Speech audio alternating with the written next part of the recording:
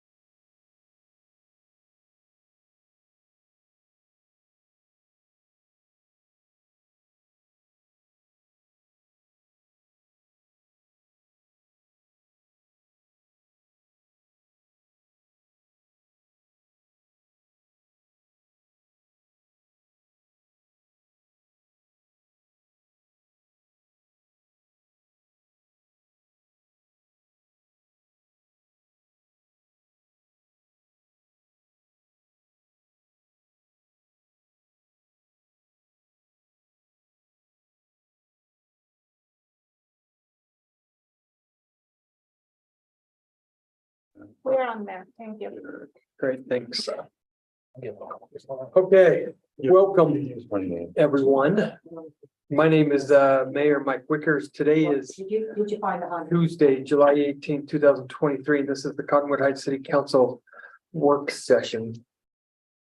Before I get to our first item of business, one of our council members, Matt Holton, his wife had a baby this past week. Exciting addition to the Cottonwood Heights community. So, and Matt is on his way and will be just a few minutes late. Item 2 on our agenda is a review of our business meeting agenda. We will, as always, do a pledge of allegiance. Tonight is our city council committee reports that we do monthly. We'll look forward to hearing those. We'll have a citizen comment period, and then all we have scheduled are two legislative items rather, which are consideration of resolution 2023-41, approving an appointment to the Arts Council. Tim, you want to address that? Yes, I am recommending appointing Cheryl Glenn as part of the Arts Council. Had the opportunity to meet with her. Paula was there, had a very good conversation. What is kind of exciting about what her interest is she has been involved in pottery and the ceramic side of art and wants to have the opportunity to share some of that and participate. She has time to serve and I think she'll be a great addition to the Arts Council, so I'm recommending approval. Who's leaving? We had, do you remember who? I think this is filling a position that is. Carol, Carol Whitaker, yeah. Okay. Yeah. Okay. Thank you to Carol for her service. Great. Item 5.2 tonight would be a consideration of resolution 2023-42 and approving an appointment to the Planning Commission. And if you want to talk about that as well. Yeah, so I had the opportunity to, we had a lot of interest in this. I along with Mike Johnson, we interviewed 5 individuals that had interest. Daniel Polson is who I'm recommending appointing. He has a background, a long background in the city and really knows a lot about the history and about a variety of different things. He served on a number of committees and is currently serving on committees for the county. Has a broad background in that area. Also understood land use very well in our interview, and so I'm recommending approval of Daniel Polson. And he'll be taking Jesse Allen's spot, who he has fulfilled his 2 terms. So. Great. Questions, comments? I would like to commend Jesse Allen serving 2 terms and for chairing the Planning Commission. Really appreciate his service. Absolutely. Keep moving around. He keeps ending up in a different district than where he started, but I still like him. Where is he now? 4? I think he's.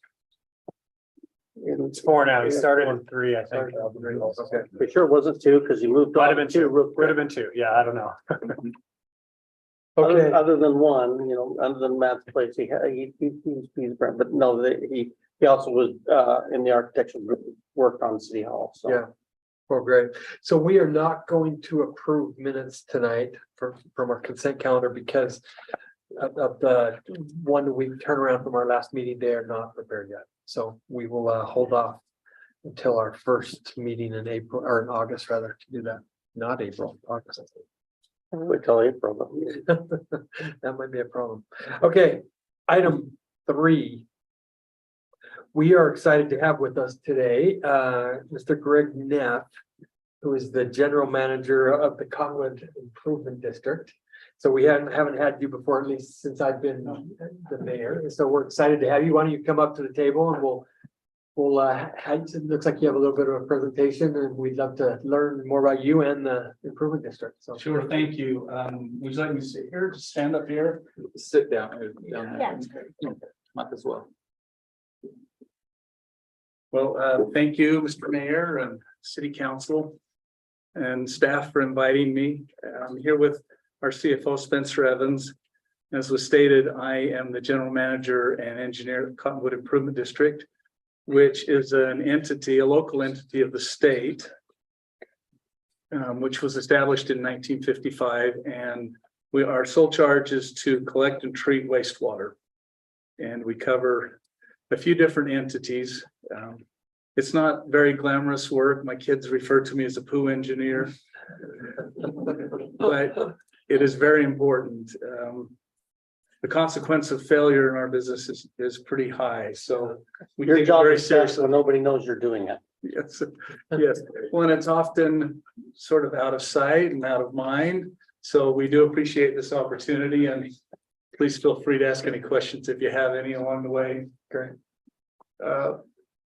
This is our district boundary, and you can see how the different cities that are part of the Cottonwood Improvement District or that we serve overlap with that boundary. So as you can see, it's the majority of Cottonwood Heights City, a good chunk of Murray and Sandy, a little bit of Holiday and Midvale all receive wastewater services from Cottonwood Improvement District.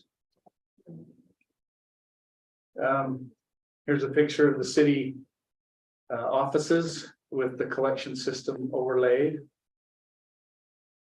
So, and then this is an overall map that shows kind of all of our facilities. And here we are overlaid on an aerial map of the city. You can see that we also collect wastewater from both of Big and Little Cottonwood Canyons. Here's a little bit of information about our collection system. There's about 135,000 residents who are served. 37,935 residential connections or equivalent. It's about 22.5 square miles, 7 million gallons a day, 322 miles of collection system piping, 8,493 manholes or cleanout locations. Our current monthly service charge is $20 per resident. And we have an annual budget of about $16 million. We also participate in the Central Valley Water Reclamation Facility and are one of 7 member entities who have ownership in that. Cottonwood has about 17% or so ownership in that. It's located down on 900 West and 3300 South, and you can see on the picture there some of the treatment facilities that are located just east of 900 West and just north of 3300 South. So all of the wastewater that we collect goes to this facility, is treated to meet state standards and discharged into the lower reaches of Mill Creek right before it has a confluence with the Jordan River. So I've already stated some of this stuff, but Central Valley treats about 60 million gallons of wastewater per day, and it's the largest of its kind in the state. About 60% of our revenues, Cottonwood Improvements revenues, are spent at Central Valley. And they're currently undergoing a pretty large rebuild project that's costing in total $450 million, and it's been going on for about 5 years now. And the main factor driving that rebuild and upgrade was a rule that the state put in place called the technology-based phosphorus effluent limit rule, which required all entities in the state to meet a 1 part per million phosphorus limit, which is one of the chemicals that leads to algae blooms, like we've experienced in Utah Lake and some other Utah body waters. Central Valley and its member entities were obligated to meet these new standards by 2025. The state helping you on some of the funding there, hopefully? A little bit, yes, yes. We received a very low interest state loan to help pay for that. That was, I believe, about 60 or $70 million of the total. Is that a federal standard or a state standard? Well, this is a standard that was issued by the state. My understanding is it was something that the EPA was asking for and pushing, but it was a state administrative rule. And I'd be happy to answer more questions about that if you have some. Okay, so we do have some challenges at the district. I'm sure the city faces a lot of its own challenges, but ours are aging infrastructure. A lot of it's been in the ground for 70 years. So over time, we need to replace or rehabilitate those structures. We need to provide capacity for new development, rezoning and redevelopment, and that's an area where we need to work closely with Cottonwood Heights City and other cities. We have to meet those new treatment limits I just mentioned. And you've probably also experienced rapidly escalating construction costs as we have. It really puts a pinch on our budget, and then funding, of course. I think that's a very common problem for all of us. Do you have any details about the aging infrastructure plan you guys have in place? Yeah, well, there's a little bit of information here. We've undergone a capital improvements plan and asset management plan with an outside consultant. And we have one slide here that will give you a feel for how much money we need to spend relative to that and what we're doing.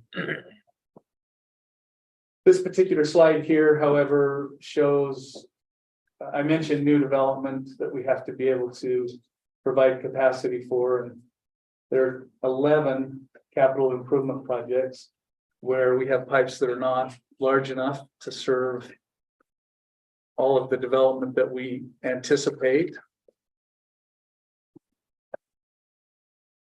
Projects 6 and 8 have been completed already.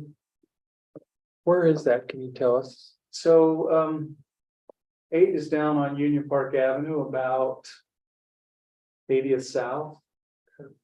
There's a church down there called St. James Episcopal. It's right on the east side of that. Project 6 is Like it's just off the freeway, is that correct? yeah, so that is Old that one is that. Yeah, that actually project 6 is not completed. The one I was referring to was 70th South, which is over here. We finished that project a couple of years ago, and that was in Cottonwood Heights City. Currently, we're working on getting project 7 completed, and that is a project that needs to be completed before we can provide capacity for all of the projects above Wasatch Boulevard and the old gravel pit. So that one's pretty important to us. That's number 7. Yeah. And it's not a big project, but we're working on getting some easements from the state and from Salt Lake County to complete that. And I've spoken to some people at the city about that already. May I just comment? So, Yeah. are you making additional progress? We appear to have some movement from the state. They say it's imminent. Still no progress with Salt Lake County. I'm gonna have to camp down there and see what I can figure out, but any political help that the city can provide would be, Who's your contact in the county? well, it's just the real estate department there. It's a world in and of itself, isn't it? Yeah, well, I mean, they're good people. I think this is low on their priority list. And The project 6, the one you've been doing the last couple of years on Fort Union, is that one completed? the Fort Union project is completed, yes. So down below Wasatch down, because that was. Yeah, so that project went from 30th East up to almost the Canyon Racket Club. Yeah. And we did that partly, well, for some development above the boulevard and primarily for the Canyon Center, to be able to provide service for that. I think that was Project T. He was asking about 6. Oh, 7, well, yes, but you mentioned Fort Union, right? Yeah, well, so 6 is mostly done, 7 you're working on. Yeah, 6 is actually below and through the Cottonwood Corporate Center, Right. but it's not, we don't need to do that one until we in order to serve the development above the boulevard.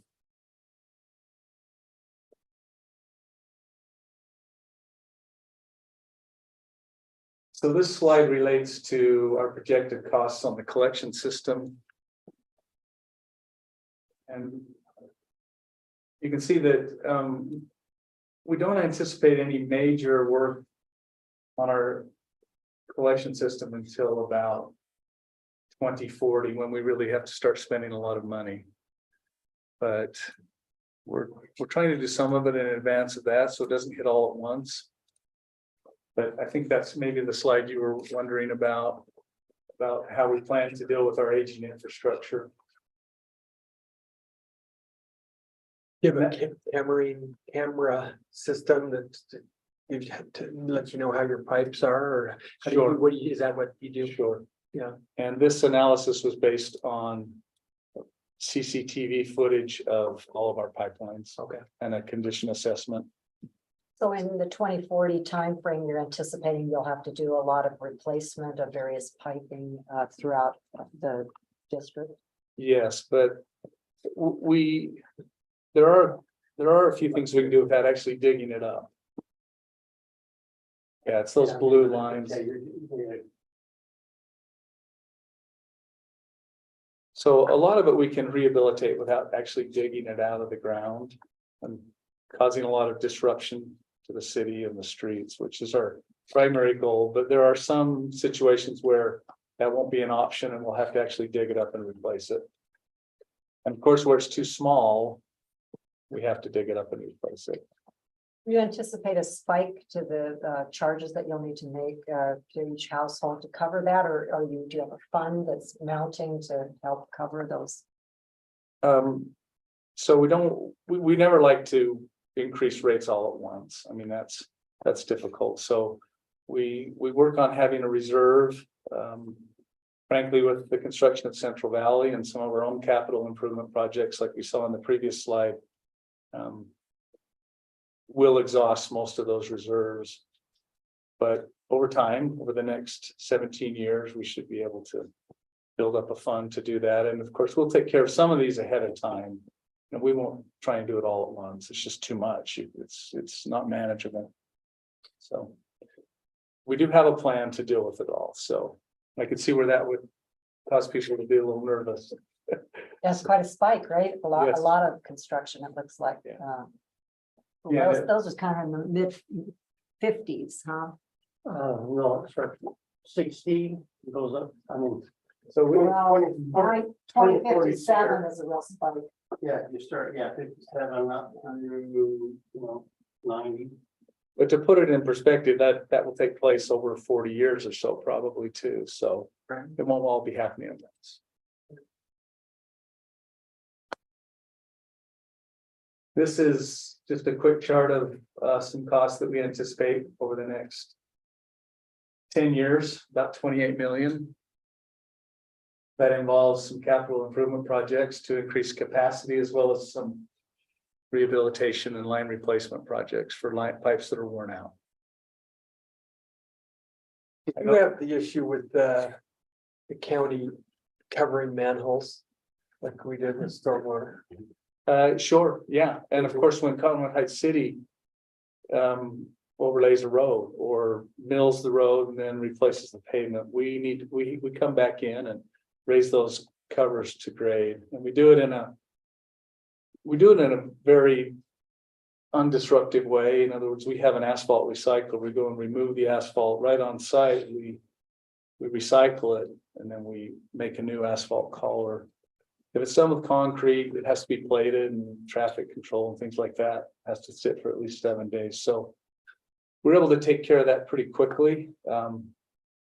And we try and keep them all up. So I think we do a pretty good job of that. So nothing's really down for more than a few months, very covered. When we inherited the stormwater system upon incorporation, the county just covered manholes and not raised them. So which caused us a bunch of issues, but you didn't see this a similar issue. No, because we kept them all You up. kept them all out. Yeah, even when the county overlaid a road, but their own storm drain system, they did not keep them at grade. So, You There's didn't a have to problem. You have- discover and raise 800. pardon me. You didn't have to discover 1,000 and raise No. 100 so far. No, but we do about 500 a year on average. There's a lot of work. So you've got a couple crews that are, We that's do. just what they do. That's all they do. Interesting. Maybe we need to hire them out. Well, we'd certainly be happy to give you some advice on that if you need it. Yeah. And I mentioned Central Valley costs as well. We talked about that treatment rule and how costs have climbed. significantly there. And this is a graph of how those costs are increasing over time. You can see they will have almost tripled in 2015. Yeah. And that's primarily due to that new rule that was implemented.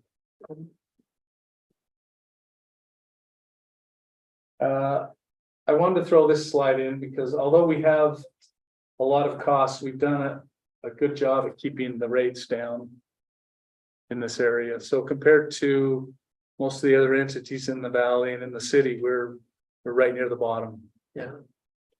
There was a lot of fee increases in the last year. There were, yeah. But everybody's dealing with the same thing we are with the treatment rule and aging infrastructure. And so, I mean, it won't stay at that. But we're governed by an elected board and it's up to them to make the decisions about funding and what that rate does and what our tax rate is as So well. why have you been able to keep your rates lower than everybody else so far? Philosophy, economy of scale, hard work. I mean, I don't know.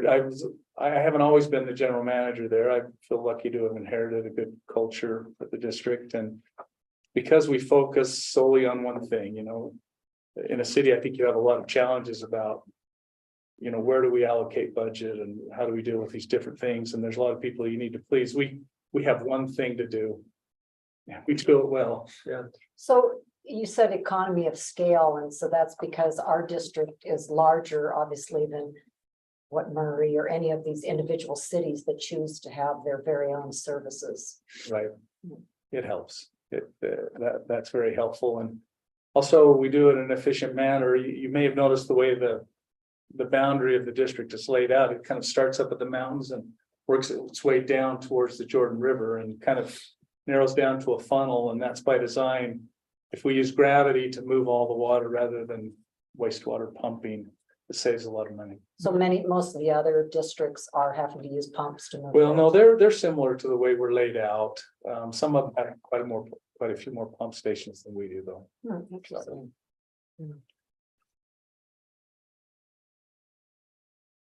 All right, well, that's all I have. If you'd like, and there's time for questions, feel free to ask, but we're here to serve and provide wastewater collection and treatment to the residents of Cottonwood Heights City. How would you describe your relationships with our city? Good. Good. I mean, our inspectors work well with yours. I know Matt, we've worked well on jobs and we just prefer to not have an adversarial relationship with the people we serve. So if we can do anything better, please let us know. So let me add just one thing real quick. So, you know, the state blames cities a lot for development. For slowdowns, you know, they think that we're the reason. In your mind, what stops you the most from being able to approve new, you know, the things that you have to do to get the infrastructure in for a new development? What slows you guys down? Well, I mean, it would just be the permitting process.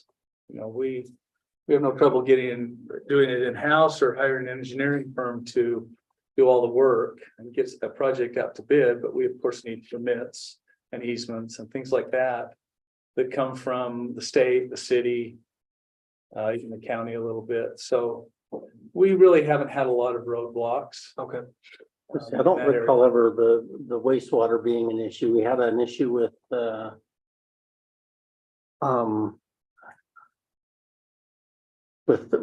Danish Hills. It's just up there, West Danish Road, that we actually had some people come in and talk about it. We had where that easement we were talking about last week was, that development got delayed because they couldn't get, I don't think it was a water source though on that one. But that's been about 10, 12 years ago. So we have had a couple instances where we didn't have the capacity. And I wouldn't call it a moratorium, but it was like that where one developer had to wait, but in the end, we really didn't hold them up because we were able to get the project completed in time. So typically, it's our business. We consider it our business, and we're here to try and meet the needs that city planners and councils approve. Sometimes, it's a little bit of a shock and we have to adjust, but we've had a lot of information relative to projects that would occur above the boulevard, so we've been planning Okay. ahead for that. I would say, I work with our youth city council. And each year I go to the, 8th grade to get the, because it's for high school students next year. And you invariably get mentioned. Mostly because when I start talking about what cities do, what municipal services are, and what's really important to what's going on around us. That's one they can really understand is if you don't turn on, if the lights don't go on when you flip the switch, that's something that you can understand at 12 or 13 or 14. And if you push the plunger and It doesn't it work. doesn't go the way, all of a sudden you really notice what's really important.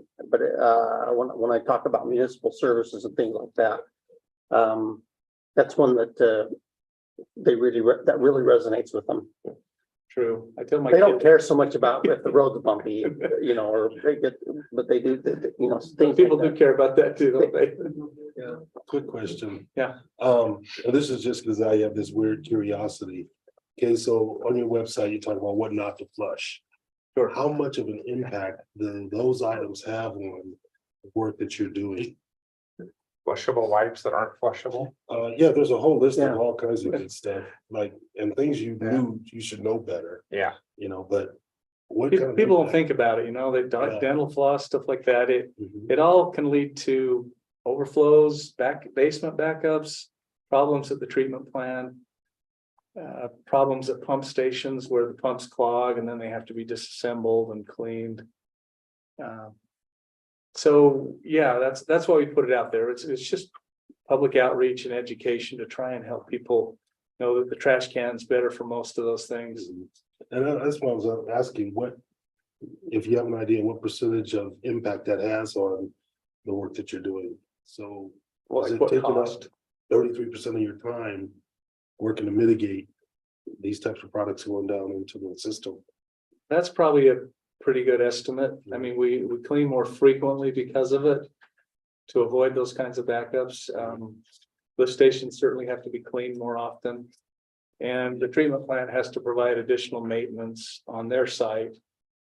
To derag and get things unclogged. So, yeah, that's actually an excellent question. And I would say 30% is not a bad estimate.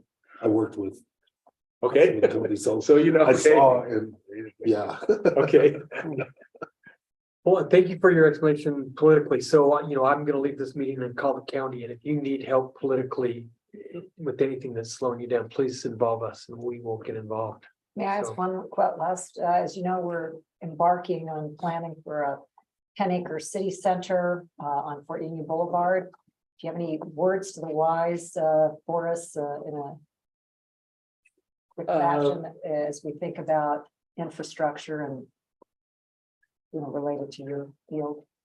So I don't really know a lot about what's planned there, but I would say have your consultant get in touch with us early so we can head off any problems that might arise and get them taken care of before you get to the point where you're breaking ground and we realize we've got a problem. So, and we've been good. I mean, the city's been good to work with us on those kinds of things before. We get a request on almost every single lot that's built on, for approval.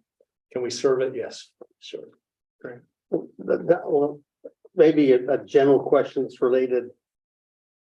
What is the bigger impact on your overall system? Would it be, say, an apartment complex? Would it be a Home Depot?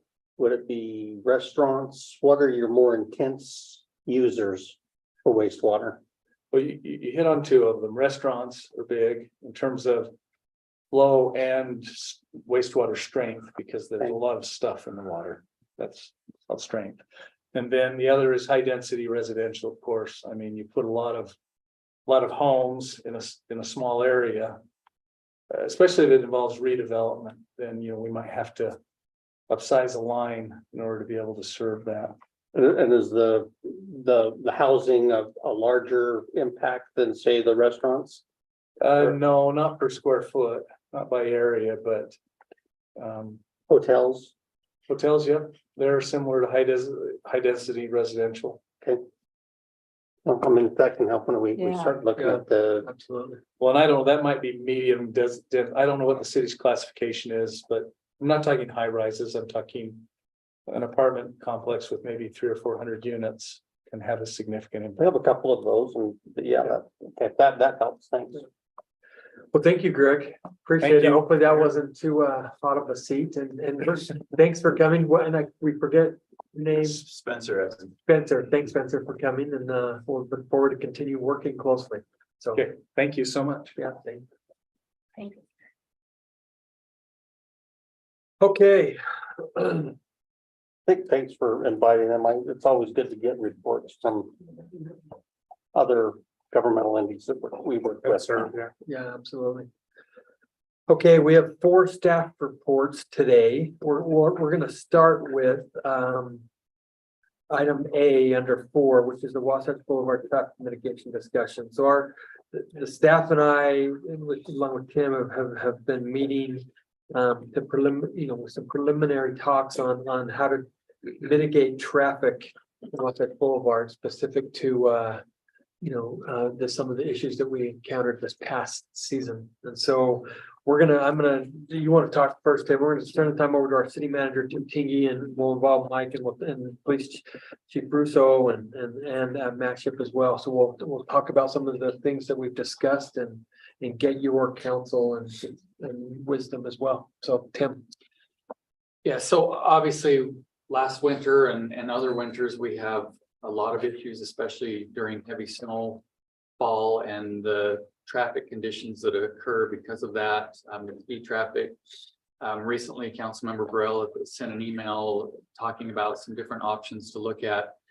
Right at the end of the snow season last year, there were some coordination meetings that occurred with a variety of entities. Mayor Wickers was involved in those. Councilmember Burrell attended some of those meetings, as well as myself, Matt Ship, Assistant Chief Brenneman. And it included representatives from Sandy City, Cottonwood Heights City, UDOT, the ski resorts, the county, Salt Lake County, Utah Highway Patrol, and Unified Police. And there's been discussions about different options to look at to try to mitigate traffic.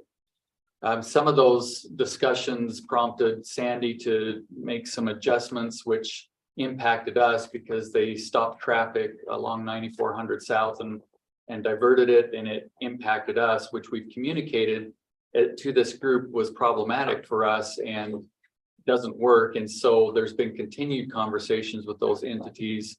And really their focus right now is trying to enhance communication. UDOT's looking at some signage to address that, as well as other coordination efforts, which is ongoing. So those are some of the things. That's a little bit of the background as far as that. In our meetings, the conversations that we've had, some of the focus has been on really 3 things. One is enhancement or improvements of some of the roads, and we'll talk about that. It would include making a permanent concrete island at the base of Big Cottonwood Canyon, right there on the Fort Union Boulevard in Wasatch. That's an investment that we would need to make and coordinate with UDOT in that.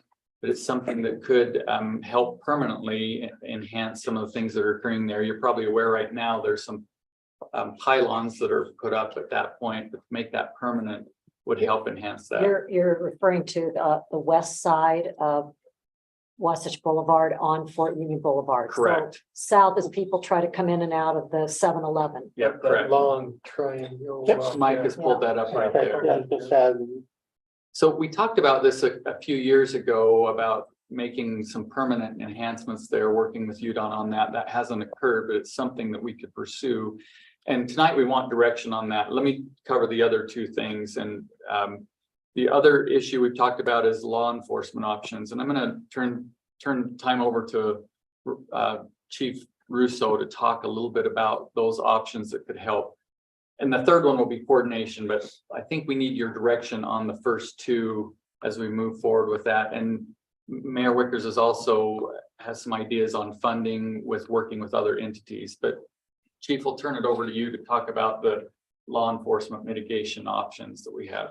Sure, and I think that they work in tandem with the other options that you've you've described, the island that's proposed there. Sort of already exists virtually. I mean, you're not supposed to be using that to make turns and to traverse across. What happens in the winter are cars trying to get up the canyon simply make their own lanes. And they just stack it and make their own lanes there, and then the light changes, and then it's a free for all to get across the intersection. They can't make it, and then the intersection gets blocked. The hard blockage there, or the raised island, would prevent them from doing that. We put up a temporary one with candlesticks and so forth, and that really actually works. In We've addition to done that, that for 1 year, 2 years. we did that 2 years. And then as you're traveling northbound on Wasatch, and we dedicated a lane and make you turn right there, and we cut it off so that, because what they do is they'll use like the through lane, and they'll also try to move eastbound on the green light, and same thing occurs. They block the intersection and their cars are already there. That's where you get the mess. So we actually have to have officers up there to handle that. Therein lies a staffing issue, because we've tried setting funds aside in the past for snow days, as it are. So, because keep in mind, when those days occur, there is a lot of calls for service in the valley or other part of the city here that we have to respond to, and we don't have an army to do that. But those domestics still occur, the thefts still occur, the fights still occur, traffic accidents occur down here as well on those days. So it's hard to send existing resources up there. Once we send them up there, you can't pull them off. And then if you have a problem down in the valley area here that I'm calling it, then that's problematic. What you've done in the past is say, here's a chunk of money, here's some overtime money, and use it to call out people on those snow days so you have the extra resources. But we can't always predict, as Matt will tell you, and as you know from personal experience, when that occurs. Sometimes you can, sometimes you can't. It catches us by surprise. So we've tried to do some of that. It works sort of, but what you're asking them to do is call a guy who's worked all night long, or and gets off, and call him at home and say, you weren't scheduled, but we need you in 2 hours. Leave your family, come here and work. And then or we had trouble getting hold of them, and we try to yank people out of there that aren't dedicated to work that, and they come out, and they've been pretty good, and they've been pretty loyal to us to come out and do that. But you need a more permanent solution.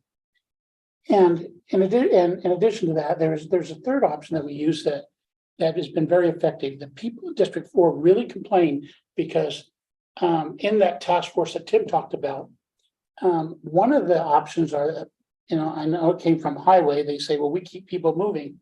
That's great on the freeway. It doesn't work here. You know what that does here is it keeps them moving away from Little Cottonwood and puts them right into our neighborhoods. Yeah. And then when no one's looking, they stop. Yeah. And they go up there, they go east of Wasatch in the neighborhood, and they block that area, and they stop, and then people can't get to and from. So we try to put an officer up there to keep, if you're a resident here, you can move. Anyway, we try to mitigate that as well.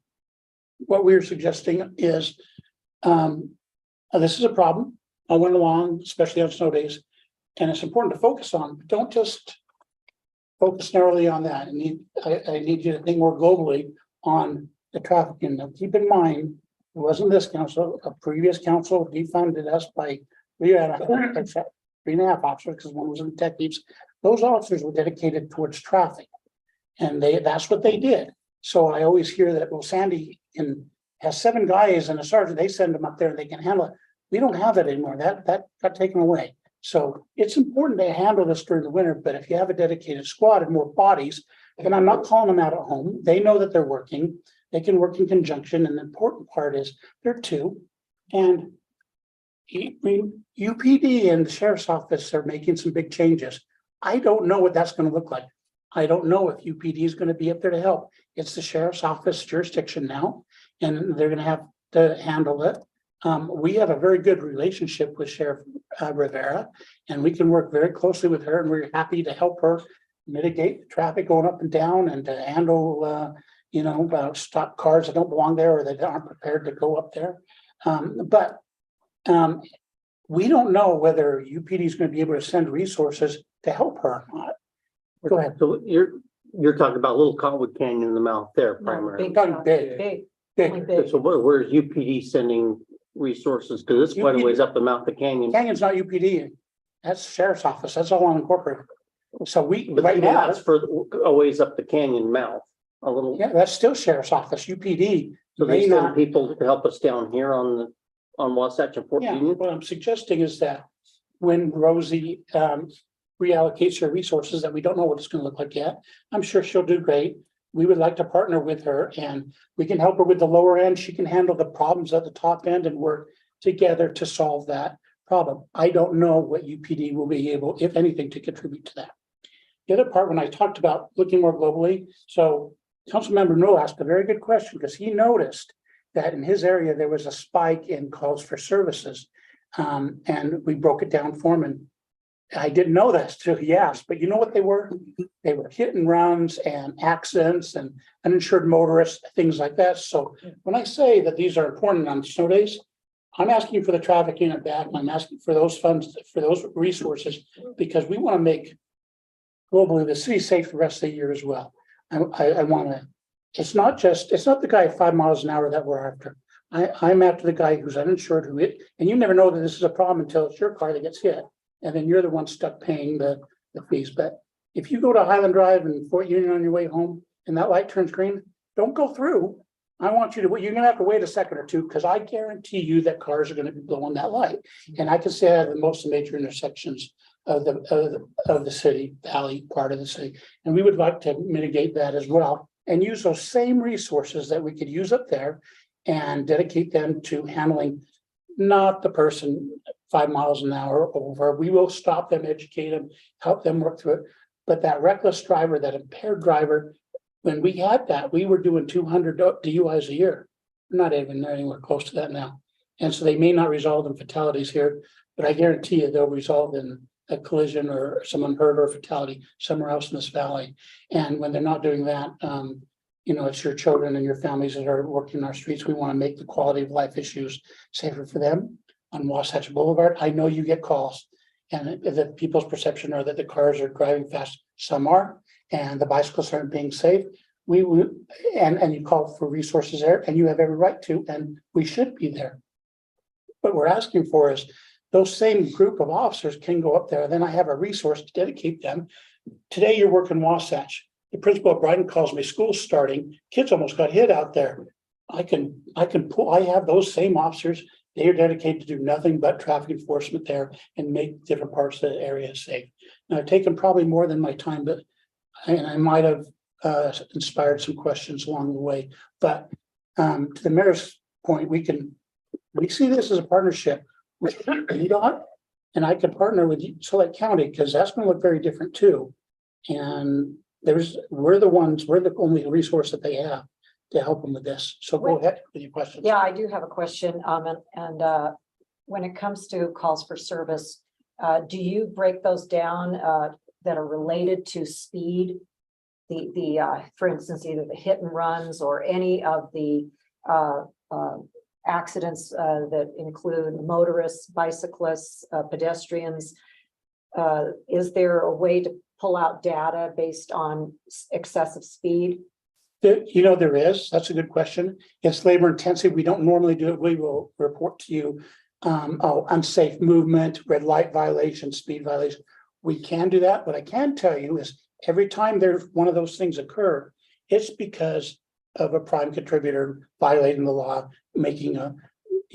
violating the traffic law. Well, one of the reasons that I asked that during this public meeting is because Chief Russo can tell you that in my 18 months of working with him, we talk about how speed, especially on Wasatch Boulevard, when vehicles are moving too fast, then they cannot react. So if there's impairment of any kind, text distractions or whatever it may be, speed, this is why we've made an effort as a city to not only enact a resolution that all new streets in Cottonwood Heights will have a maximum speed of no more than 35 miles per hour, but also particularly on Wasatch Boulevard, SR 190 and SR 210, where it gets worse and worse as the weather warms up. I came out of my neighborhood onto Wasatch Boulevard going northbound. A bullet bike came from behind me. And on the right, I was going 40 miles an hour. And on the right-hand side of me, he buzzed by so fast, he must have been going at least 70 miles an hour. The reason I bring this up and the reason why we need to document these things is because, and again, I've said to you, we've talked about this, we can't enforce our way out of this. Now, do my constituents tell me, why don't I see more CHPD or various police officers writing tickets for speeding, along that entirety of SR 210 and SR 190 within our Cottonwood Heights area? And as you said, we don't have the level of officers that we need to do that. So while we're still interested in seeing more citations, again, if we go to UDOT and we say, look, 70% of the injuries and car crashes, they haven't resulted necessarily in a fatality, but they're related to cars moving too fast. That's where I'm trying to get more data to work with UDOT to change the road design to slow these vehicles down.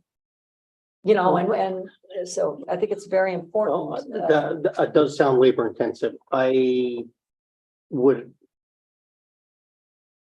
know that I completely agree with that characterization. I mean, agree if someone's going faster, yes, you're gonna have a more severe accident. Is that what's happening? I don't know until I see it. That would have to be something that we would have to task the PD with doing, and I would be supportive of finding that out.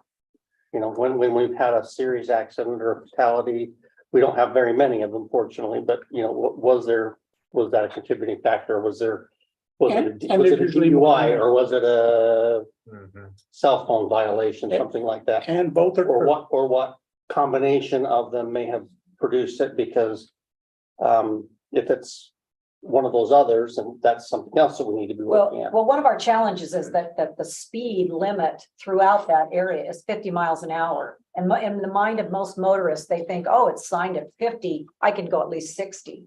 So we have cars moving very fast where there are 11 intersecting streets just from the south of the Mount Big Cottonwood Canyon down to the High T intersect, 11 streets. Yet we have cars moving as if they're on an interstate. And it's something that I hope that our city really will ask for the data, that the council majority will see the imperative before. And I would only stress, I'm interested in every fender bender. I don't think we want to wait until things get so serious and then we have our first fatality. I'm hoping we can do some preventive work. Councilmember Holden, did you have that question? Yeah, Chief, just a quick question for you. So you mentioned that there's a need in your department for additional officers regarding traffic, that they can be solely focused on traffic. What did you say that need was? As far as a number? Yeah. We think 3. And then holistically with your entire department, is that the only area that you would say that there's a deficiency? And we got, where else are you gonna take them? I can't take them out of the schools. I can't take them out of, But there's not additional needs in those other areas. So what I was saying is Okay. that that was the only place you could take them, because I can't take them from, Yeah, rape, sexual assault, so in Sure, schools, I have to take them from, that was Okay. the first place. that was my bigger question. So let me add context with cost, because obviously adding 3 officers dedicated to traffic enforcement. The impetus for this would start with what we've been talking about with Wasatch Boulevard. So being able to have officers up there, we get calls from residents. Why can't you have an officer on my street? People are blocking my driveway. They're blocking, they're parked illegally. And like Chief just said, because we have an entire city without an enforcement group. So one of the things that I brought up during the meeting was, this is a state and a county problem as well. That's first off a state-owned road. The reason that this happens is tourism, people driving to our city to go skiing. And so I think, my thought process was we need the state and the county perhaps, and even the sheriff's department to perhaps participate in the cost of us an enforcement division. Now, this would be more than seasonal, so perhaps the total cost we looked at originally was around 300, Chief, right? Something around that number. I've actually already had preliminary discussions with the executive director of UDOT, who is very amenable to the thought process. I haven't yet with the county. We'll continue those discussions so that the entire burden isn't placed on us, but we will.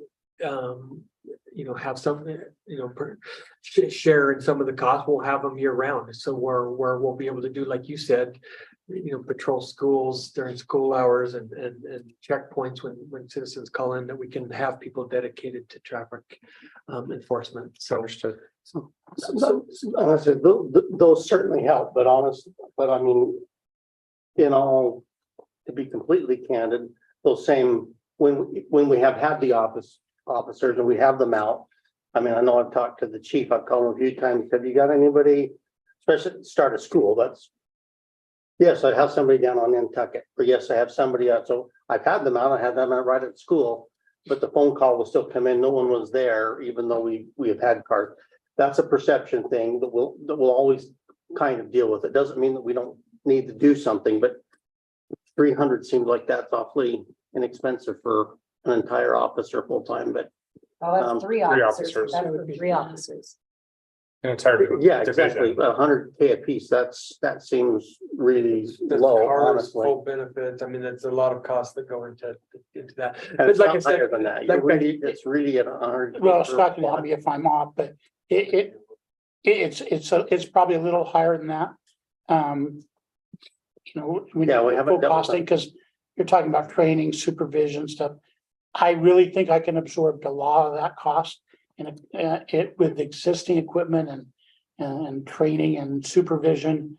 And also keep in mind, I'm in a position now where I'm losing the $48 an hour employee and I'm hiring the $30 an hour employee because they're retiring and leaving. So it should free up some money to be able to. And in addition to that, the overtime expenses that have been allocated to Right, this no longer will be exist. absorbed into that, which is 40 or 50,000. Or maybe a net 300, I mean, it starts to make more sense, that's just a really low cost per officer. I think we can get half of what we need from outside sources, so. So what we need direction on are some of these expense items. Obviously, we have some conversations as the mayor has already started initiating with UDOT, the county and others.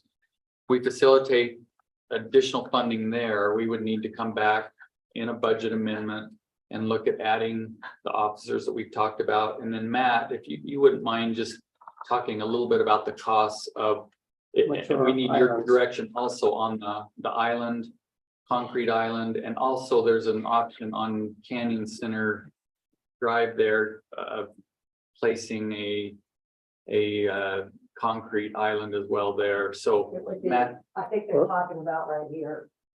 No, over on Wasatch. on Wasatch. Well, the one there, but you're talking about the island that. No. Over on over No, here. right over here. Right there. Yeah, right there on, To make So that a that right they on. can't turn left. Yeah, that's a right on there. yeah, right in. You're talking about putting an island right here. Pork chop, a right only. turn only island. Pork chop. So Well, I thought that was tied to the Mark Maybe apartment complex. It is, It is. I did that, but the question is, do we want to do that sooner rather than later? We don't know is when the he's gonna question. build, we want that done, that'll improve safety, so that's why we're bringing it I up see. now. Yeah, so Matt, you talked about costs. on well, that. just as far as cost, I mean, we've had it, the main island there on the raised concrete gore or island, if you will, on Wasatch and Fort Union, anywhere. We've estimated anywhere between 30 to 35 plus $1,000 for that. And then the pork chop island here on Racket Club and Wasatch, it could be anywhere about 15,000. So to do the both, I mean, you can get an economy of scale. A lot of times if you do them both at the same time, 35 to $50,000 to do both of those. It's hard to tell. I haven't done it exact, but we did price out the gore at one point at about 30,000, but that was a little over 2 years ago. So price changing. But What about the really long right turn lane collector? that one is on Wasatch. That is UDOT's. They have put in, if you will, permanent candlesticks. They don't take those down. We take our candlesticks down in the summer. They leave theirs up year round. So they've made that a attempt to perm, if you will, that it's. I apologize for forgetting that point of. Oh, yeah, that's so. But the other, and like we said, as chief has said, and we've seen quite a bit of driver behavior change with that, with the candlestick poles up. People do channel into a single lane, which they should be. And as we said, it's already visually and theoretically illegal to turn left out of 7-Eleven. So you're not blocking anything. You're just not allowed to pull out and go left. It is a right in, right out at that 7-Eleven off of Fort Union. Unfortunately, that's a hill to the west, so doing their flow doesn't work. Maybe you could mention or ask UDOT, it seems like. Because people will come up here and then try to do the right turn from the through lane. They're the traffic guys, they know the rules, but like what they have over on 30th East, where they force funnel you if you come off the tree and what they've got that long, I don't know, if maybe they could extend that island just a little bit more, so it becomes really. They actually have plans. If we do go through with our portion of it, they have talked about some plans on what to do there and possibly doing a permanent. Something making that it permanent. makes it visually really uncomfortable for people to But want to we- make that move. Right. Because We that's need- what, Yeah, but we need to also remember Strava reports and how many cyclists are going through there. And we need to make sure that we don't do any kind of slip lane that's going to make it more dangerous for the cyclists. no, I saw it, it is there, but, There is a lane for the cyclist in that. Yeah. Correct, I mean, and that's what that I'm has to saying, be that there. if you want to start doing concrete and things like that, that could impair the ability of cyclists. I mean, I'm sure that'll be taken into consideration, but So Tim, tell us again the direction you want. So we need direction on if you want us to pursue these expenses for a budget amendment. Obviously, we don't know what the contribution would be from UDOT or from Salt Lake County or from the sheriff's office. We will facilitate those conversations prior to bringing you a budget amendment, but we want direction from the council if you want us to pursue these options and move forward with them to eventually come back with a budget I amendment. think the two concrete ones are kind of, we've done it for 2 years, that's why we did it, to see if it works. If it's working, then let's make them permanent. That's $45,000. I think that's one that we can deal with. Yeah, I'm in I'd favor support of that. Yeah. The police officers is a bigger ask, and that's something that, But we gotta look into see what partners we could get, what that equation looks like, right? yeah. So, Yeah, we wouldn't do a budget amendment until we knew that. Correct. Councilor Newell, anything? No, I like the idea because it's better to do it sooner rather than later and not wait around. mhm. We don't want to have what happened this past winter happen again. Yeah, if we can exactly. avoid it. Exactly. my comment will be that it is necessary. It's a good, one of the, initial steps to making things safer.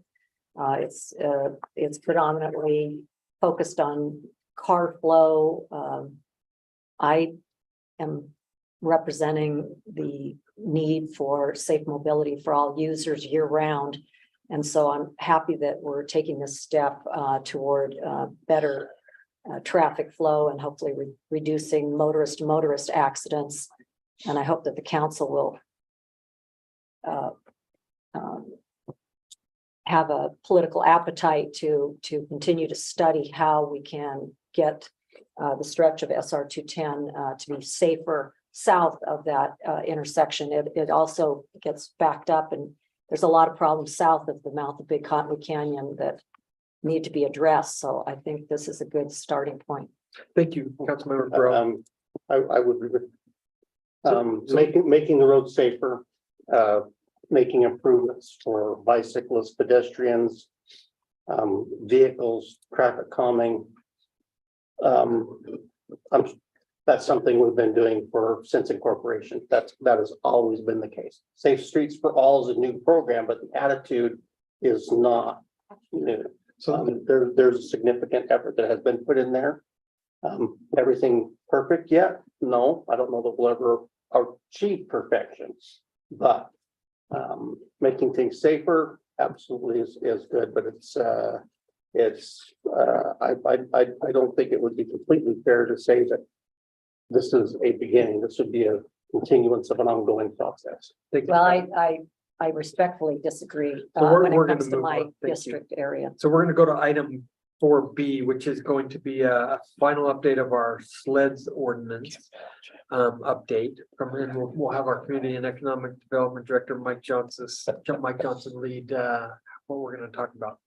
Thanks, Mayor. To try to get us on target for our 5:30 CDRA meeting. A lot of this is information the council has seen before.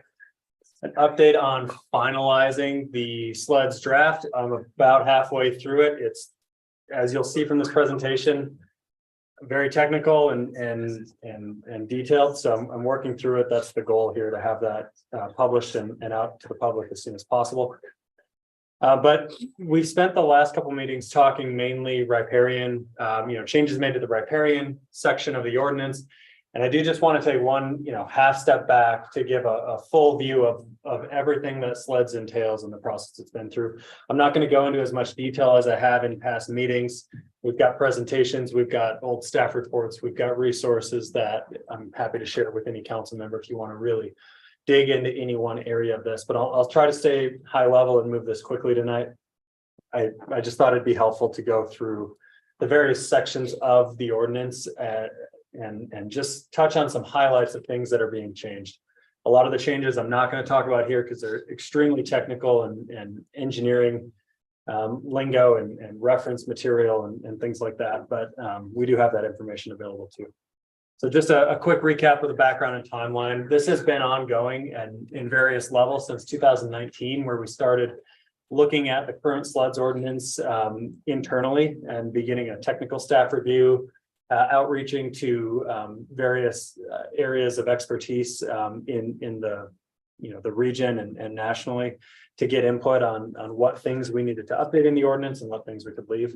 That's all listed there. So it started with, internally with city staff and Geostrata, but we have consulted with FEMA, Army Corps of Engineers, the Forest Service, Utah Geologic Survey, various fault experts, Salt Lake County Flood Control, obviously. So you can see we've cast a wide net here to try to make sure we're getting all of the technical expertise that we need. And then the timely or the time consuming element of this has been taking that technical expertise and calibrating it to apply well in Cottonwood Heights, as opposed to, FEMA, who works at a federal level. Again, a refresh. Formal discussion and public hearings began with the Planning Commission in January 2022. They considered this ordinance throughout 2022 over the summer, and that culminated in August. The Planning Commission voted to recommend approval by a vote of 4-3, and then it's been modified slightly based on some Planning Commission feedback given in August, and then we've continued to make adjustments to it given the ongoing council discussion and then that riparian town hall meeting in February 2023. This is about the same time that Hillside Plaza ramped up, so it's been largely unchanged since 2023. We've known what feedback has been needed to be made, and we've been slowly working on that when we've been able to. But here's a quick summary. Since Planning Commission, we have clarified some of the review procedure language based on public input and some meetings we've had with people. We had proposed changes to the review procedure in sleds, and after more thought and discussion, kind of realized, hey, the procedure language that was in there for how we review sensitive lands elements when a development comes forward, it's pretty good right now. It's detailed, it's pretty clear. So we've clarified some definitions of things with the DRC and staff and the city, and I'll touch on that in a minute, but we've left that procedure largely alone. So we changed it and then unchanged it. So that's one of the changes. We've updated the riparian protection standards. We talked about this last time, but being in line with Salt Lake County Flood Control in terms of residential development requirements, changing some of the previous requirements to recommendations as it related to maintenance of property, things like that. So scaling that back and largely focusing the strictest standards on new, larger scale, commercial, large multifamily type development that we might see in, limited areas of the city, but the Old Mill area where Big Cottonwood Creek is certainly could benefit from some regulations. And then recently we had this discussion. We've clarified the slope disturbance exception section of the ordinance, mainly pertaining to the definition of what Wasatch Boulevard was. Remember, we had that conversation where Wasatch Boulevard splits. The consensus was to make sure that the exception applies west of the state-owned road there, SR 210 or 190. And leaving the word Wasatch Boulevard out of that because there's 100 Wasatch Boulevards we can figure out. Okay, so this is the sections, the various sections in bold here that are in the entire SLEDS ordinance. So we've gone through, this just gives you an idea of everything that we've gone through. Some of these sections are 3 pages long, some are a paragraph. You won't get a sense of that in here, but this, I'm just going to go through this very quickly and touch on the bullet points here are just some highlights. This is by no means comprehensive at all. So in the scope and application section, we've removed authority that was previously given to individual city positions or staff that's not the DRC. One of those being, there's a line in the ordinance right now that gives the CED director the authority to declare that even if a property is in the sensitive lands overlay, based on findings and review, the director can say, no, it actually isn't sensitive lands and those standards don't need to apply. We've removed the ability of the director to do that. That will be a DRC function as part of the DRC's typical review now. We've clarified some definitions throughout. One that I want to mention here, like I said, is we've updated the definition of city or city staff, or anytime it refers to an approval body within the city, we've clarified that to ensure that it is the DRC. Everything routes to the DRC.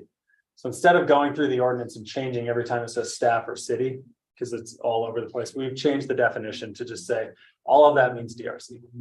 And then we've added a clarifying provision that DRC membership, the actual positions, not the individual people, but the positions that make up the DRC are reviewed and approved by the council annually, just so the council has that role in determining who the DRC is and understanding what it does. So and we who's pass involved. this in August, will we at that time need to approve that then who's on the DRC? I think just once per calendar year. So, it doesn't have to happen right away. It can, but as long as that just gets. We haven't done that in the past though, right? We did it for, I think we did it when we were considering the gravel pit property. There was a vote by the council, just basically ratifying which positions made up the DRC. So we would put that on a calendared item in January from now on. Just whenever, yeah, we just one of those regularly occurring things. Just If like you feel that's necessary, or if you're comfortable with. I not doing don't that mind it annually. annually. So, yeah. We've made some changes to the applicability section, just basically that the SLEDS requirements applies to all lands located in Cottonwood Heights that contain or potentially contain a regulated hazard. This is in here in the ordinance today. We've just made it more clear. You'll see in a minute, we have an overlay zone.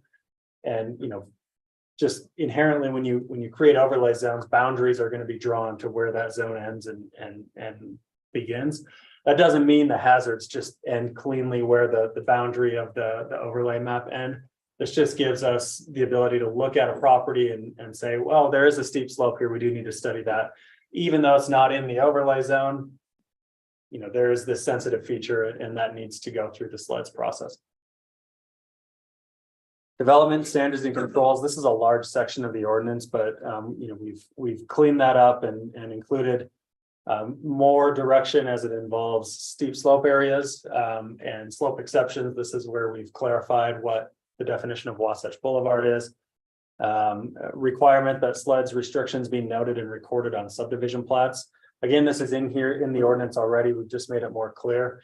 We've run into this numerous times where there will be steep slopes or fault hazards or special studies required for new subdivision lots, and the buyers were not clearly aware of it. So we're trying to take efforts to note that clearly on the plat, so that when a title report is run on a property, that hopefully that requirement will surface and they'll at least have an expectation going into buying a lot that, hey, there might be some unique features here that you're going to have to go above and beyond to mitigate. This is the procedure preliminary activity. This, like I said, we've changed this back to how it is today, but this just walks through the pre-scoping process. There had been some questions about that in the past. I won't go through that there, but it's very clearly laid out, all the steps that need to be taken to obtain basically a land disturbance permit. And we call that the pre-scoping process. We have an internal policy now that clearly dictates all the steps in this and who does what and what that land disturbance approval looks like that we follow. And then that is also reflected in this ordinance language. The geologic hazard study area maps, we have updated city hazard maps. This might hurt your eyes if you stare at it too hard, but basically there's a pink hash mark, and that's the sensitive lands overlay as it exists today. And then the blue is taking all the state level data that we have the benefit of having received since the last time the sensitive lands ordinance was done. You can see the hazard areas have slightly expanded. I do want to note that the expanded areas do not pertain to, none of those are specific to the riparian protection hazard. There were some questions on that from some residents. It all is regarding steep slopes or a better understanding of where fault hazard zones are, groundwater, liquefaction, things like that have been regulated, So what's the difference between the pink and the blue? Pink, the blue would be the new. the geological. No, so if you take all the different hazards that are regulated by the ordinance, fault lines, steep slopes, groundwater, floodplain, everything else, and you put them together in one overlay, this is what you get. The pink though is what we have today. Based on the information we had, 2015 or 16 when we adopted sleds initially. The blue is what this will turn into after we adopt the amended sleds ordinance. Part of the gap is the city has annexed new areas that weren't previously in Cottonwood Heights. So the southern tip down here, this is all sensitive. It just wasn't part of city boundaries before and the map was never updated. Same as this spot over here. We're also removing this area here. I was gonna because say, it's yeah, not I in think the that- city. Maybe sensitive, but that's the county or something Sandy Is it- would need to deal with. So we've expanded it based on the information about all these existing hazards that has been provided to us. Studies that have been done, and then we've removed anything that is not in city boundaries. And so I guess that's on your task list, if there's an annexation or a change in the boundaries, that this is one of the things you need to go through. And Certainly, update as part of and that. that's process. timely because we have this piece here that's seeking annexation to Vachi. If Right. that goes through, certainly there are sensitive elements of that will be part of our assessment in bringing that in and, zoning that. Is that something we could do as part of the annexation ordinance? Or do we just have to put those in place once it happened to occur? That's just an administrative thing. We'd have to make sure we were getting done pretty quick. I think if the annexation occurs, it needs to be right at the same time, a zoning designation and a sensitive lands designation amendment, Yeah. right with the annexation process. That's what I think. For whatever reason, it didn't happen with the previous one, we do that this time. Here's some other sections. I won't go too much into these, but this gets into the actual various hazards that are regulated. All the appendices are very detailed. It tells you exactly how to prepare a fault study or a steep slope study, and it's really prescriptive. So you can see here, there's A through I of different hazards that are regulated. So fault hazards, surface fault rupture studies, slope stability, liquefaction, debris flow, rockfall. These are all hazards that are regulated. We've gone through each of these. Most of the changes here are updating the source data, kind of the institutional data that we use when we review a particular hazard study. So I haven't included that in here. One thing is we've established or recommended establishing a minimum setback of 20 feet for single family residences from any fault line. When you look at kind of the source data and the best practices, they usually shy away from making a minimum recommendation, or it's 15 feet in some cases, or it's 20 feet, but you can get closer if you do special engineering and these things. But we've also heard from experts that the best way to mitigate from a hazard is to put distance between the structure and the hazard. Where single family homes are by far our most common development type, we've just recommended establishing a minimum of 20 feet, regardless. And then, if warranted, it can go up from that based on the fault, but not less than that. And then I'll just, again, Appendix I, riparian corridor and watershed protection, that's always been listed as a hazard. It just hasn't had the accompanying regulations to go along with it. So that's where those have come from. Mike, can I ask you a question? Please. So an existing structure that is looking to make improvements Yeah, that is in a, was built maybe closer to a fault zone than we would have allowed. Mhm. And yet they're gonna make improvements. Would we, how would we look at that? we see this quite often.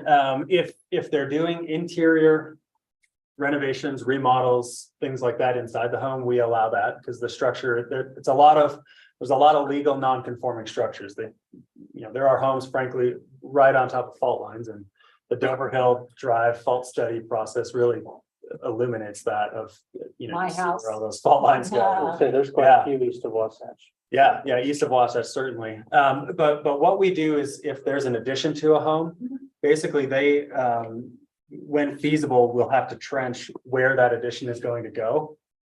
If the home is on a fault line and the home's not changing, that's one thing, but if they're adding a whole wing to the house, we have them trench where the addition is going to go and make sure there's not a fault line, running through where the addition is proposed. Basically, you can't make it a more dangerous situation if you're building away from the fault and following the current process. Do they have to go the 15 feet beyond their walls for the addition type? Yeah, they would. Isn't that a Well, we have to setback? establish the fault setback. So do you that's do all that area? prescribed in the scoping process, and the experts say, here's where you need to do your trenches, and we review that. And tell them, okay, Internal improvements would not be affected. right. And that's the balance we have to walk, because I think you could take a stance and say, I think the engineers would say, the kind of the academic recommendations would be, you don't want to continue development in fault areas, but the reality is we do have structures and homes that are in fault areas today. Let's just make sure it's not, being more unsafe or more dangerous than it already was. Next steps. Again, I keep committing, I say by the end of the week, but I've said by the end of the week for the last 3 weeks. So we are working very diligently to get a finalized draft on the city website. And I will, we'll update the full council when that's done. And then we'll send an update to the town hall attendees email list through the city website email list as well, which is broader than that. And we'll schedule the ordinance back for public comment with the council and let that run until the council's ready to take action on it. Any questions? So at this point, a finalized draft ASAP, and then are we aiming for the August 2nd council meeting for a public hearing? Ideally, yes. Yeah, that's the goal. Thank you. For sleds? Really? Yeah, for public comment. So we, yeah, Okay, so that means we're gonna get a published out here. Okay. It's all on my Oh, shoulders. absolutely. Except it'll be for real this time. We'll try. and it'll be the August 1st as the. I think the- your partner, August 1st, yeah. Tuesday is the 1st, yes. Yeah. Thank you, Mike. Appreciate that. Appreciate you doing that. And then item C under staff report is a Vigilant Solutions license plate reader system discussion. We've had this discussion before. The reason it's back is because there's a less inexpensive options that we're gonna have our police chief, Barry Russo, discuss when he's done whispering with our city attorney. Let me give an intro. Because I think they're talking about this. So you remember the flock system group came and presented to you. But we recognize when they came that there would have to be a procurement process to evaluate what would be the best solution for us. And so we had them come in and visit with you. We went through the budget process and you allocated funding for this situation and to allow for this type of solution. And so Chief Russo will talk about this Vigilant Solutions and why we think this may be a better option for us. So. Sure. So you saw the flock system in the presentation. Their competitor is known as Vigilant. They are a Motorola company. We've looked at both the valley and the state and the nation are basically split on both systems. Vigilant and Motorola are obviously the bigger of the two, much bigger, and have more resources. They're also much cheaper than Flock. Flock has some abilities that we think are great, and they're a great product. The difference is that, and I'll just take a second because we're crushed for time, but we've allocated $20,000 to start the program and get a look at it, and that should buy us about 5 cameras. It won't do it with, we could get a couple cameras with Flock because they've raised their prices. It also gives some unique other options that are pretty innovative. Vigilant has some privately owned vehicles that drive around. I guess it look like a Google car mapping, and they can take pictures of the license plate reader and put that into their system. They also have apps, so we can give them to our neighborhood watch programs, or our apartment complexes and our condo complex property managers. Now, they can't access the system. What the app allows them to do is scan the parking lot and input that information into the system. So in the event that there are car break-ins or something more serious, a homicide or something, we can request information on the license plate number, and it'll show the hits, including the ones that the private providers put in for. So it shows where that car was and when, and it can help narrow it down. So I talked to Flock, they would still like to earn our business. I've talked to the other valley chiefs. Most of them, except UPD, really likes Flock to stay with it, but Salt Lake City has both. They are switching to Vigilant. They like it better. West Valley likes Vigilant. UHP likes Vigilant. Sandy likes Vigilant. So I think what we would like to do is just get the legal agreements, in front of Shane and have him look at it and come up with a version that's works for all of us, and start the couple cameras, see where it gets us. So we keep the funding the same, but get more cameras. basically. Right, and it's not only you're buying the cameras, you're buying a subscription which allows you access to the full database with everybody that's on the system. So you input the vehicle or partial plate or description and tells you where that car has been and comes up with hits. And they've had great success, as you've seen in the other private stations. So other than that, Do I'll they keep it talk to simple. each other? Their No, databases? they're competitors. They're not gonna do that. So the solution is some agencies have 50 cameras, 60 cameras, have bought a couple of Flock cameras on the side just so they could get access to the subscription.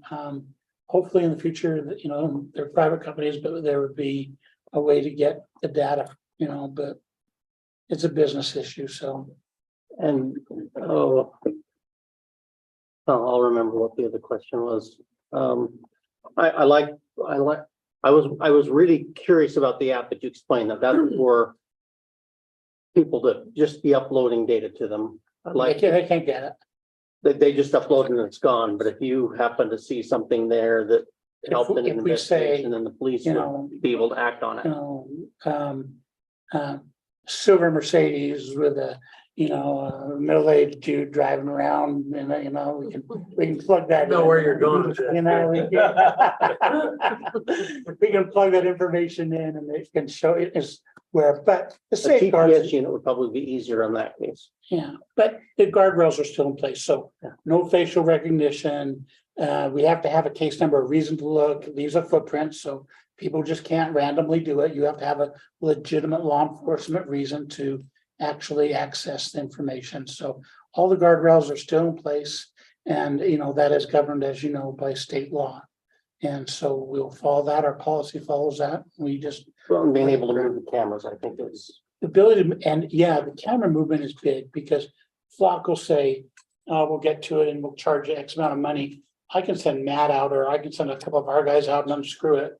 It works out, and put it on a different pole and put it wherever we want, name it. We can do it ourselves anytime. For instance, if we have a problem in a neighborhood and we don't want to buy a new camera, or the ones we have aren't generating what we want, we can move it somewhere else. You said that there was a Flock. We don't have a whole Feature. lot of time, Scott. We're gonna, Well, what's the feature you give up that everyone likes on the Flock instead of the Vigilante? No, what I said was people like the Flock system. It's a good system. I'm not saying anything disparaging at all. Yeah. So, okay. so the benefit to Vigilant is that mobile app that everyone seems to like, because it now enables the public and your crime watch people and your neighbor and to be involved in the process. And Well, thanks, Chief. Appreciate that. So we have a CDRA notice, meeting noticed at 5:30, so we just have a few minutes left. Item D on our agenda is a Big Cottonwood Canyon Road rezone discussion. Mike's gonna do it in 2 minutes, he says. Thank you. Yeah, so we got an application for this. This is going to planning commission tomorrow. Typically, the council doesn't see these until after planning commission, but we thought, given the area, if there were questions that you were receiving, it'd be good to get this in front of you. So the subject property, if you search the address that the rezone is noticed for, is this entire 15-acre piece that includes the old mill building. That being said, the actual request, the rezone only pertains to this little blue outline piece there, which is basically the area around the developed cul-de-sac that you can see along Big Cottonwood Canyon Road. It's just over 3 acres, roughly. They're proposing a rezone and a land use map amendment. The future land use and the general plan for this whole area is mixed use, that brown color there. They're proposing to just carve out the cul-de-sac area and change the land use designation to residential low density. Their intention is just to build single family homes around the cul-de-sac. And then the zone change to match that. The current zoning is a kind of a holdover zone that I think was assigned when the property was annexed into the city. It's like foothill residential half-acre zoning. But they are proposing to amend the zoning designation to R18, which is the same as the existing homes that cul-de-sac connects to. There's kind of a natural boundary there between the cul-de-sac area and the old mill area. Big Cottonwood Canyon Creek runs through there. So there's not really connectivity with the wider 15-acre parcel there. So it does seem fairly reasonable to carve this piece off and develop that with single family residential, which was the original intent. This is the old Canyon Creek Estates plat back from the 1990s, I believe. They even listed the subject parcel as future phase 2. They just are now finally getting to it. So again, the intention there is to just build out that cul-de-sac with single family homes. We'll go into this in more detail with the planning commission tomorrow, but staff finds this reasonable and to match the reasonable intent or the original intent here. It probably doesn't make a lot of sense to develop around this cul-de-sac in some sort of commercial or mixed use configuration anyways. Yeah. So staff is supportive of this. We have posted notices online and sent those out. We mailed them to property owners within 1,000 feet. Did the standard noticing on the property. Like I said, discuss the planning commission tomorrow. When the commission takes public comment and makes a recommendation, it will come back to city council again for additional public comment and action. Perfect. We'll make a 30-second. Yes. I just want to give 30 seconds to praise our police department. I had a resident in our meeting we had last night tell me that they got a knock on the door in the morning to tell him that his car was stolen and that they had already found it before he even woke up. You know which one I'm talking about. I do. And Wow. the resident was so amazed. He had no idea that his vehicle was stolen. And the officers there like, we've got your vehicle. Holy cow. Yeah, isn't that something? So high praise. Well, thank you, because there are agencies where you can call and report your car stolen and 5 days later, the officers might show up. Yeah. So there is a difference. Thank I you. thought it was amazing. Thank you for working through the night. Yeah. Okay, I'm gonna just review our calendars and upcoming events real quick. July 27th to the 29th, Cottonwood Heights Butlerville Days. We're all excited for that fun event that's coming up August 12th from 11 to 1. The Autism Council of Utah Lunch with the Cops event, which is an awesome thing, and we're all hopefully can put that on our calendars and come and enjoy a lunch with this great group. August 14th from 6 to 8 is an important event, Meet the Candidates event for the 2 council seats that are up for election, District 1 and District 2. August 26th from 9:30 to noon, Bark in the Park at Mountain View Park. Something that they do at this event is choose the dog that looks most like the mayor. And last And they year all do. we chose a Siberian Husky, so we'll see what happens this year. Who knows? And then August 31st from 4 to 7 is a community block party, and there's a tentative time currently from 4 to 7 on that date for that party. We do not currently have anything to discuss in a closed meeting, so at this point I'll entertain a motion to adjourn our work session convene our CDR main meeting in 30 seconds. Motion to adjourn. I'll second. All in favor, say aye. Aye. Any opposed? Thank you.